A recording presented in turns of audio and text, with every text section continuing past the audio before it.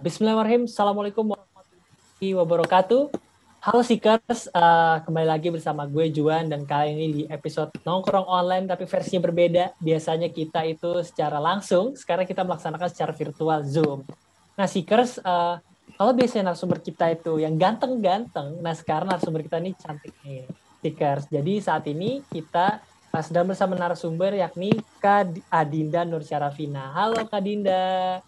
Hai semuanya. Nah, Kak Dinda, untuk penonton kita ini ada sapaan khususnya bernama Seekers. Wah, hai Seekers. Nah, jadi gini Kak Dinda, mungkin sebelum kita langsung masuk ke pertanyaan-pertanyaan pada hari ini, mungkin Kak Dinda bisa menceritakan sedikit background kakak dan profil kakak secara singkat. Silakan Kak. Oke, sebelumnya aku mau ngucapin terima kasih juga kepada pihak universitas yang udah ngundang aku sebagai pembicara pada podcast kali ini. Terima kasih juga buat Juan yang nanti bakal nemenin aku nih sebagai host untuk sharing-sharing di episode nongol ya, nongkrong online kali ini. Oke, izinkan aku memperkenalkan diri dulu. Hai semuanya, perkenalkan aku Adinda Nur Syarafina. Kalian bisa panggil aku Adinda atau Dinda. Sekarang aku mahasiswi psikologi angkatan 2017 dan kesibukan kali ini sih lagi nyusun skripsi ya, biasalah mahasiswa tingkat akhir, dan aku juga lagi magang. Jadi aku mohon doanya supaya diberi kelancaran semua dan semoga doa baik berbalik pada kalian semua. Amin. Wih, keren banget tuh Seekers. Nanti kalau misalnya mau konseling, mau nanya-nanya seputar psikologi bisa ke Kak Dinda kali ya. Wah, boleh banget lah. Aku seneng banget bahkan kalau bisa bantu semua teman-teman. Bener, kan bisa sharing juga ya Kak tentang psikologi, terus tentang mungkin pengen cerita-cerita tentang pengalaman kalian itu bisa ya Kak ya. Boleh banget, boleh. Nah, Kak, kan Kakak selain aktif di dunia psikologi, Kakak juga aktif nih di konten-konten di media sosial seperti TikTok. Kakak juga kontennya variatif dan kreatif. Sebenarnya aku pengen nanya sih Kak, makna konten atau makna kreatif itu menurut Kakak seperti apa sih Kak? Oke, aku cerita sedikit dulu kali ya. Sebenarnya tuh aku emang cukup aktif nih dalam sosial media, Juan. Terlebih sebelum pandemi maupun sesudah pandemi ya. Apalagi kan pandemi kayak gini kita kan diharuskan di rumah aja ya. Terus untuk mengatasi Betul kejenuhan Kak. aku, kebosanan aku, terus kita ada rasa stres pastinya kan. Nah, aku tuh main sosial media sebagai salah satu coping stres aku gitu untuk mengatasi hal tersebut gitu. Nah, aku juga punya beberapa akun sosial media dan aktif juga, salah satunya di TikTok tadi, dan ada Instagram juga dan berbagai platform lainnya. Kalau ditanya makna kreatif sih yang terbesit di pikiran aku tuh pastinya unik ya. Karena di Oke, unik ya mana Kak? unik karena orang yang kreatif itu akan berusaha untuk menciptakan sesuatu yang berbeda dari yang lain atau dia tuh kayak menghubungkan hal-hal yang tadinya nggak berhubungan menjadi berhubungan gitu, jadi unik gitu. Itu sih yang terbesit di pikiran aku terkait Jadi beda kreatif. dari yang lain mungkin kayak. Benar. Nah, bisa nggak sih Kak kalau misalnya kreatif itu dapat dikatakan kalau misalnya kita tuh menjadi out of the box gitu? Bisa banget dong Juan, bisa banget, aku setuju kayak gitu. Jadi ibaratnya kreatif itu seperti yang sudah Kakak bilang tadi unik dan berbeda dari yang lain nih Kak. Nah, terus kalau misalnya itu kan pasti ide-ide unik itu suka muncul dengan secara mendadak mungkin nih kayak atau mungkin Kakak ngeliat sesuatu. Nah, mungkin Kakak gimana sih caranya bisa menemukan ide-ide itu yang nantinya bisa dijadikan sebuah konten di akun medsos Kakak itu sendiri? Gimana sih caranya biar bisa dapat insight gitu Kak? Oke, sebetulnya kalau ide-ide bener banget kata Juan tuh bisa terbesit gitu aja gitu kan. Ide tuh bisa datangnya tuh dari mana aja. Sebelumnya aku cukup kaget sih, ternyata akun sosial media aku diketahui oleh teman-teman semua. Cukup kaget, apalagi Iya Kak. TikTok aku ya cukup random banget, tapi ya seneng sih kalau ternyata itu bisa menjadi apa ya, hal positif yang diterima sama teman-teman. Kalau ngomongin soal ide yang apa ya, ide itu kan menghasilkan sebuah konsep ya tentunya untuk konten tersebut ya kan. Nah, aku tuh punya berbagai ide dan itu menghasilkan konsep yang berbeda. Ada dua konsep kalau dalam pikiran aku ya, yaitu Ya Kak. konsep yang terstruktur sama konsep yang spontanitas aja gitu. Nah, kalau konsep yang terstruktur tuh kayak gimana dan kalau yang spontanitas tuh kayak gimana sih? Nah, kalau di aku sendiri, di aku pribadi, konsep yang terstruktur itu ketika aku mau bikin konten terkait psikologi. Mungkin buat teman-teman nih, buat seekers yang nggak tahu, aku tuh juga cukup sering ya buat bikin konten psikologi nih, buat sharing ke teman-teman semua di Instagram ataupun di TikTok kadang-kadang. Dan itu tuh konsepnya terstruktur. Konsep terstruktur itu maksudnya kayak gimana? Aku tuh ngelakuin research terlebih dahulu sebelum membuat konten. Nah, researchnya itu tuh kayak, aku mau pakai teori yang mana ya? Teori yang apa yang relevan gitu. Seperti apa gitu. Jadi kayak teori apa yang relevan yang bakal aku pakai buat pembahasannya gitu. Kenapa mesti pakai teori? Karena kan aku ngomongin psikologi ya. Kalau psikologi itu kayaknya lebih kuat jika dikaitkan dengan teori gitu. Selain teori juga, aku mengkaitkannya sama penelitian terdahulu, Juan. Jadi biar bisa lebih lebih relevan dan lebih aktual gitu, lebih wah ini bener-bener nih kontennya bukan cuma ngomong terkait fenomena-fenomena yang ada, tapi juga dikaitkan dengan teori sama penelitian terdahulu. Itu kalau yang terstruktur biasanya. Kalau yang spontanitas, jadi ibaratnya ada datanya gitu kali ya ibaratnya. Bener banget, tapi nggak usah kayak ribet-ribet kayak tugas perkuliahan lah. Jadi kayak bener-bener yang dikit-dikit aja. Ringan-ringan secara simpel dan mudah dipahamin. Iya, betul banget, betul banget. Itu yang terstruktur, Juan. Kalau misalnya yang spontanitas nih, biasanya tuh aku rekamnya di TikTok, Juan. Kenapa sih dibilang spontanitas gitu? Karena biasanya tuh aku kan kalau di rumah aja tuh iseng ya ngelakuin aktivitas-aktivitas tertentu gitu. Dan aku ngabisin waktu itu sama keluarga aku kebetulan, karena aku belum boleh kemana-mana nih gitu kan. Nah, betul kan masih pandemi juga ya Kak, jadi pergerakan terbatas. Iya, bener banget. Nah, terus kayak keluarga aku tuh kadang-kadang punya ide-ide seru untuk merayakan suatu hal. Contohnya 17 Kak? Contohnya nih, 17 Agustus. Juan tahu kan 17 Agustus itu identik sama lomba-lomba. Kayak ada hadiahnya kita ngambil, terus lomba apa tuh yang pakai kelereng, sendok, ya kan sih Kak? Iya, bener banget. Nah, itu kan biasanya kalau sebelum pandemi itu kita rayainnya bareng-bareng sama teman-teman atau tetangga-tetangga kita kan di lingkungan rumah. Betul. Nah, kalau ini tuh aku ngerayainnya 17 Agustusnya lombanya di dalam rumah dengan pesertanya keluarga aku doang berempat, hadiahnya dari kita untuk kita, dan penontonnya itu kayak boneka-boneka aku sama adik aku aja. Oh gitu Kak, jadi kesannya biar ada yang nonton gitu ya?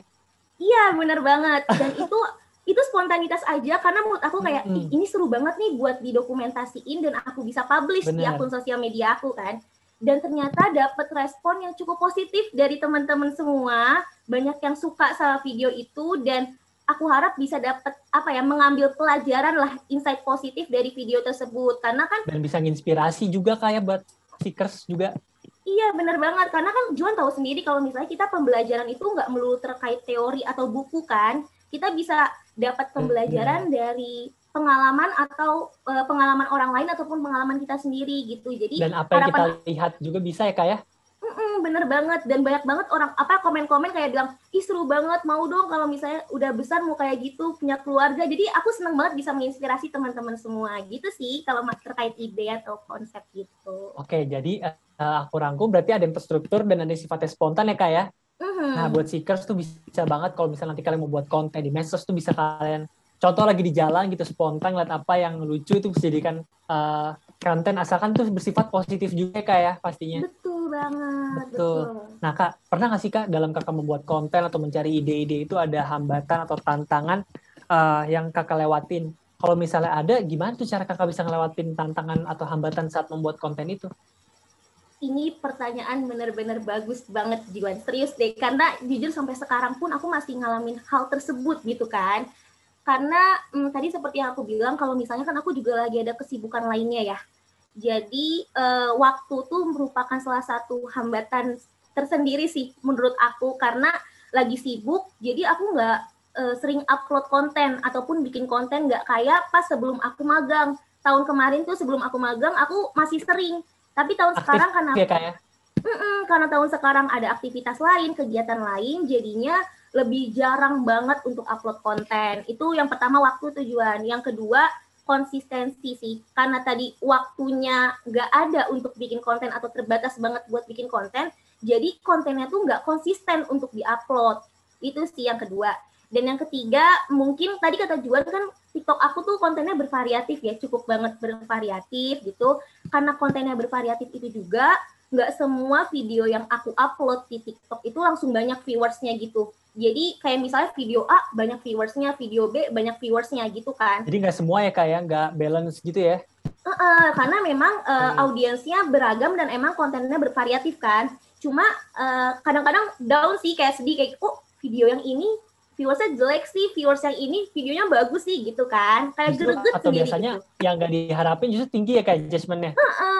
Kadang-kadang kayak, ih greget banget, kenapa bisa gini gitu kan. Cuma balik lagi nih Juan ke niat aku, kalau misalnya upload konten, kalau aku upload konten itu buat seru-seruan, buat bisa nyebar hal positif ke teman-teman, atau bahkan bisa mengedukasi teman-teman semua. Jadi jangan ngebuat aku ngupload konten itu menjadi beban buat aku, tapi memang hal yang aku sukai dan bisa bermanfaat buat teman-teman semua gitu.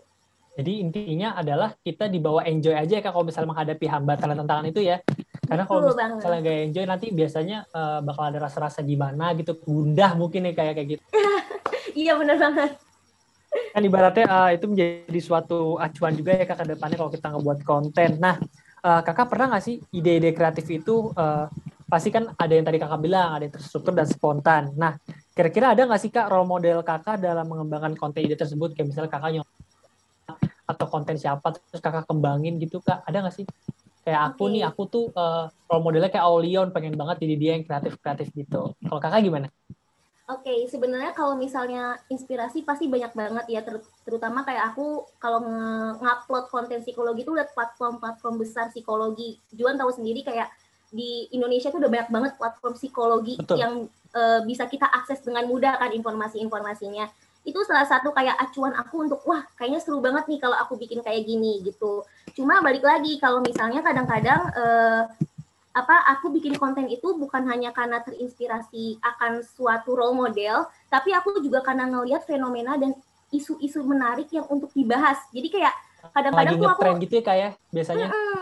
Misalnya kayak kemarin tujuan awal-awal kita masa pandemi, ada yang kayaknya orang-orang selalu cuci tangan berkali-kali, atau misalnya kayak keluar rumah tuh mesti ngecek hand sanitizer udah bawa belum ya, hand sanitizer udah bawa belum ya, berulang-ulang kali. Dan itu tuh menurut aku menjadi fenomena dan isu menarik, apalagi dikaji dalam kacamata psikologi, karena kalau dalam kacamata psikologi ya, itu tuh bisa jadi kecenderungan OCD namanya Juan. Jadi kemarin bisa OCD ya Kak ya?